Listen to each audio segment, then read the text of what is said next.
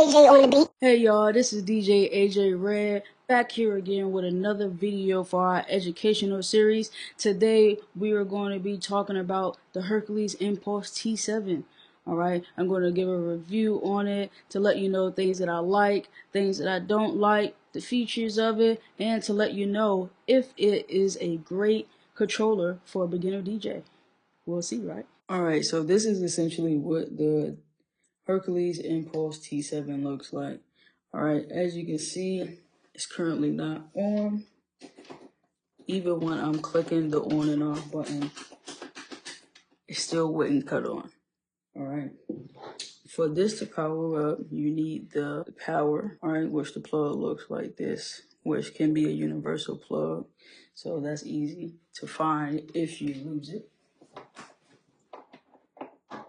Alright, even if you plug that up, there's still no power. Alright. In order for it to power up, you need the power cord and as well as the USB that connects to your laptop, which this is how it looks. And on the other side, it's a USB side. So you plug this on in and you hit the power button and then it starts to light up. Alright, so essentially it is on now, right? What happens is that the play button is going to blink on and off. The Q button is going to blink on and off, right? Once you press that play button, of course, that's when the deck is started. Same setup on both sides. All right, so you have these pads buttons right here where you click on the different settings at the top.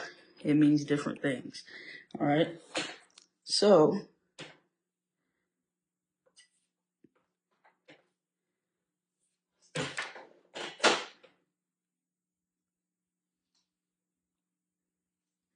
when you click on the pads on the top, they mean different things.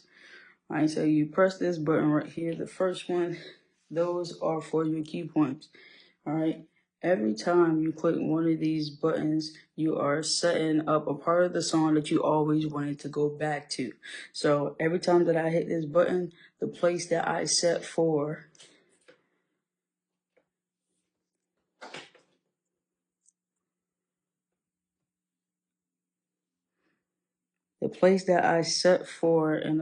in the song, every time I hit this button, it's gonna go back to that same part. Same with any other button underneath this cue setting. All right, you go here, you go to loops, where it will repeat the same part of the song that you have connected to that loop. Here are the stem buttons. All right, this is the vocals, the melody, the bass, and the drums. All right, you can cut them on and off depending on which part of the song that you would like to hear. You can press these buttons at the bottom, so that means it will take the drums out but have all the rest of it. If you do both of these, it will just have the vocals. If you just do that one, same thing, and the same if you just take out the melody. All right, speaking of stems, when you go over here, you have two stem buttons. All right, one is instrumental and the other is vocal. So you hit the instrumental one, it takes out the vocal, so all you hear is the instruments. It will be an instrumental. If you hit the vocal button, all you will get is the vocals, right? Same thing for this knot right here with this auto loop. They're both used for the same thing.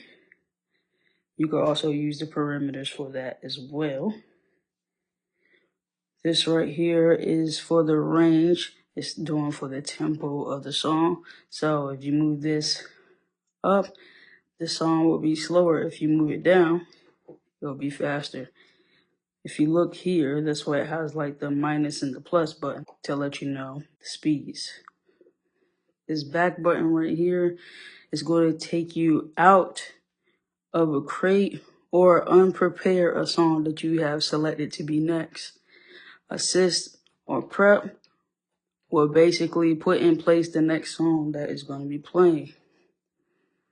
This knob right here is a twisty turny. So if you turn it this way, it goes down the list. If you turn it this way, it goes up the list.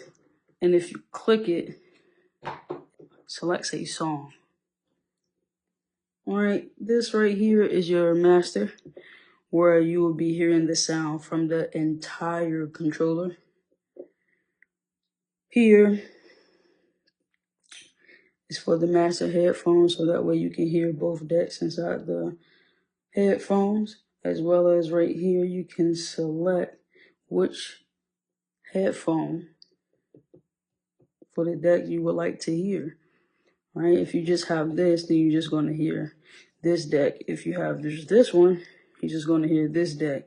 If you have both, you're going to hear both decks. And if you have it on with the master, you're just going to hear everything. All right, so it will be in the headphones and the sound that's going outside. If you just have on one or the other, what happens is you hear the sound that's going out, but it's focused on this one in the headphone. So that way, it's easier for you to mix in songs. All right, you have the sync button, which when you're doing mixing, it can help you align both decks so that way that the songs on both decks are aligned. All right here, you have your sound effects. All right, whichever sound effect that you have set for these numbers is the sound effect that you're going to get. So say for instance, if I have an echo right here, a delay right here, and a reverb right here, every time that I click those buttons, that's what I'm going to get. All right, along with, if you put it up here, it's just going to hold it and it's just going to do the effect the entire time, versus here, every time that you flick it down, it's going to do the effect that you want.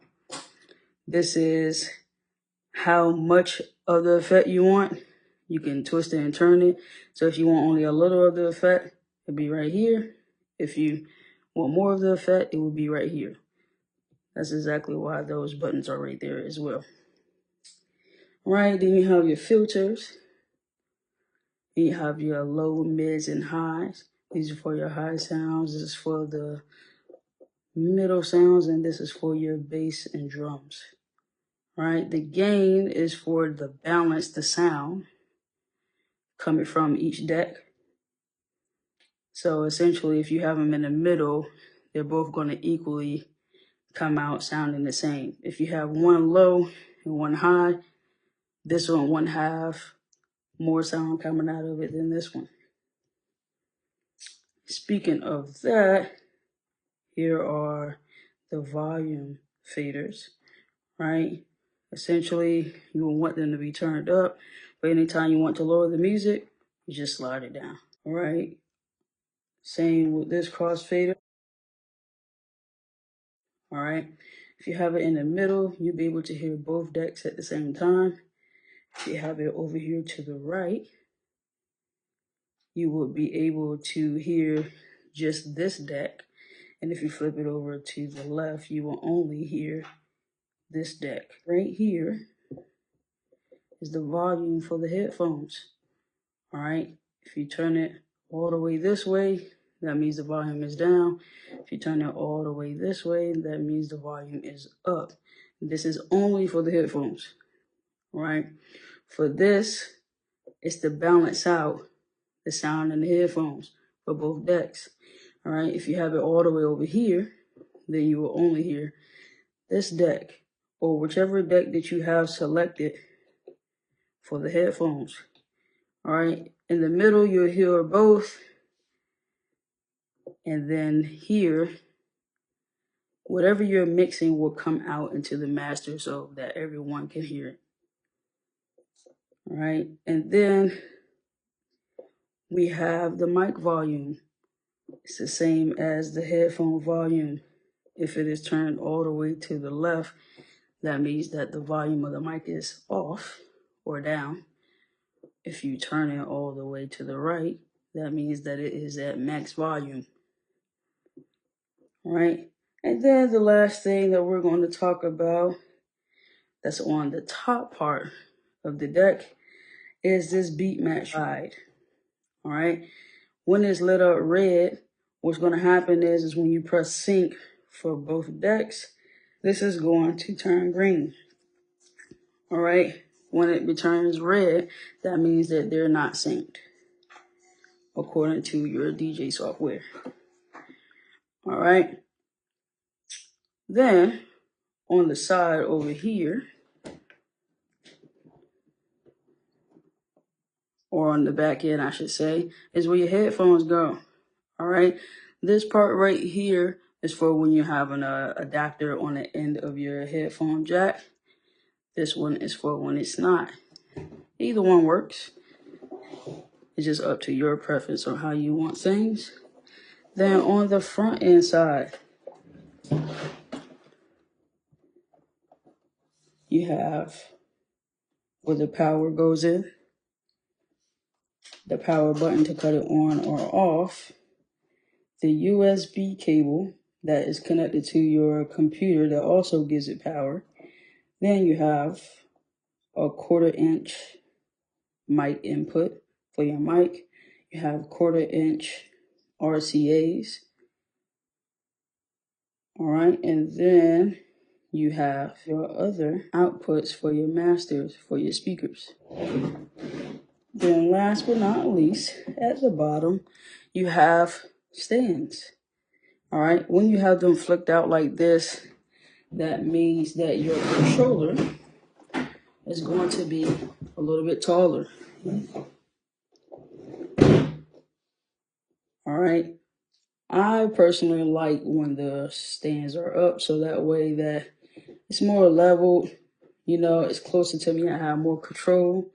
But if you would like them all the way down on the table,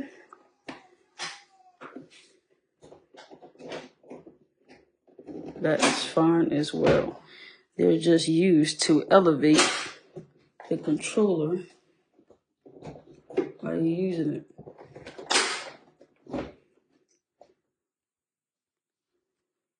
Here are some things that I enjoy about the Hercules Impulse T7. It has pads underneath each deck, which gives you various options on cue pointing for your hot cues, loops, stems, as well as your sampler. Alright, I like that they light up to let you know which section that you're using at the top, and also the pads at the bottom as well light up. I also like that the play button and the cue button lights up as well, especially like if you're in a club setting, you have ample amount of light going on, and it gives you light so that way that you are good to go on where everything is. I especially enjoy the stems buttons. Alright, the vocal and the instrumental button. So that way, if you just want vocals, you just press the vocal button. If you want, just instruments, you just press the instrument button.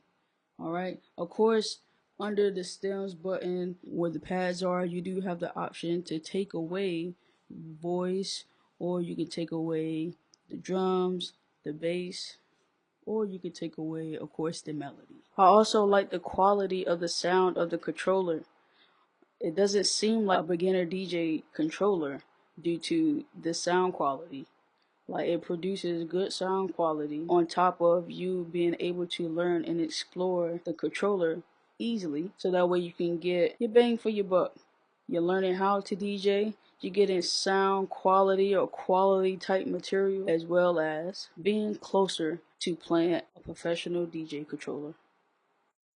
The last thing that I like about this controller is the stands that are underneath the controller, which lifts up the controller, to make it more level to you while you're playing, or you can put them down as well if you feel like the controller is too high up. Here are some things that I think that need to be improved on the Hercules Impulse T7. The way that the motorized platters move. I'm not sure if they need to be like loosened in a way so that way people are able to backspin properly. I've found problems was doing backspins, where I've had to find other ways to help elevate the vinyl in order to hit a backspin, so that way that it's not necessarily too tight to the motorized platters. So I'm not sure if that's the motorized platters or if that's like a vinyl thing. I also feel like that the motorized platters are too tight enough for it to actively really scratch.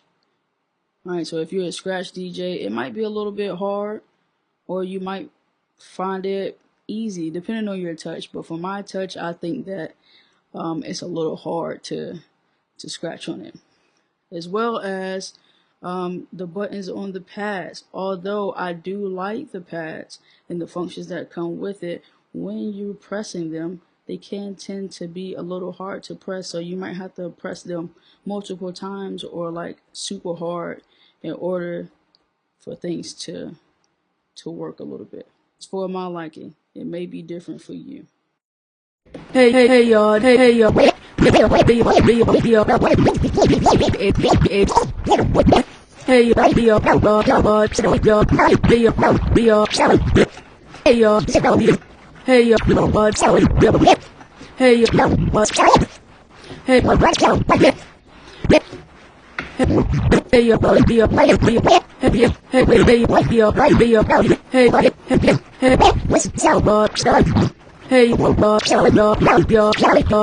is DJ AJ Red. The Hercules Impulse T7 is great for beginner DJs because the controller comes with a built-in light guide that helps you understand when to press certain buttons or make transitions, right, which I brought up before of reasons why I like the controller. It's compact and portable. Alright, it's definitely lightweight. You can pick it up with ease without struggling. It's easy to transport, and you can practice literally anywhere with it. All you need is some headphones. Alright, you don't even necessarily need speakers to work this controller, but you do have to have the power source and the USB hooked up to the computer in order for it to work. Well, for it to even cut on, first of all. So you have to make sure you have the power source for that. It includes 2 different softwares. Alright, it has its own software called Juice, right? Super beginner friendly. Alright, it also has Serato license. Alright, that is the software that I use, which tends to be very easy for me to use. But, of course you can use both. Pick either or, your decision.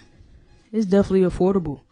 Alright, right now it's ranging from $579, $580 to around like $700. When I first got mine, it was like $8 something, including the protection plan, so it was almost $900. I say affordable because of the fact that if you have some good old money in your pocket, that's affordable. But if not, and you're like truly first beginning and you don't have much funds, you may want to reconsider looking at a different DJ controller. When you are doing research and you are trying to figure out whether if it's the Hercules Impulse T7 or any other DJ controller that is great for you to start off with, to explore, to learn how to DJ with, these are some key factors that you should keep in mind. Make sure that when you buy the controller that it comes with a friendly DJ software such as Serato DJ, Rekordbox, or Juice. Make sure that you consider the DJ controller is portable or not. That way it's easier to move back and forth through different locations, whether if it's your first gig or you're practicing in your room or with friends. Make sure that you get you jog wheels and pads that you are comfortable with using. Alright, like I said before, these are motorized jog wheels. If you don't like the fact that these are motorized, you want to look at another DJ controller, because that is a big thing. Also for the setup for the pads. Maybe you wouldn't like the pads underneath the jog wheels or underneath the deck. Maybe you would like it in the middle, like battle style. So that's something to make sure you look at as well. Of course, the price. Just because I said that the price is affordable for me does not mean that it might be affordable for someone else. So please make sure that you keep that in mind as well. Because when you first get a controller, just like in general with anything, you want to make sure that you have that extra insurance on it. You also want to make sure that the controller that you're deciding to get is suitable for you, that is friendly to your liking, how you want to use it. Essentially, yes, you may not understand exactly what you need. Maybe when you're looking in the store, talk to the associates and whatnot to figure out if they understand how things will go. Do some research and understand the difference between all of the functions, right? And essentially, we're going to have plenty of videos on different things like in that nature. But for first starting off, you want to make sure that you do all the research that you possibly can. All right, to make sure that all of these things are aligning with you, and that will help you the decision on if the Hercules Impulse T7 is good for you to learn and start your exploration as a DJ, or if it's another controller. If you like this video, please like, share, comment, and subscribe, and I'll see you on the next video. AJ on the beat.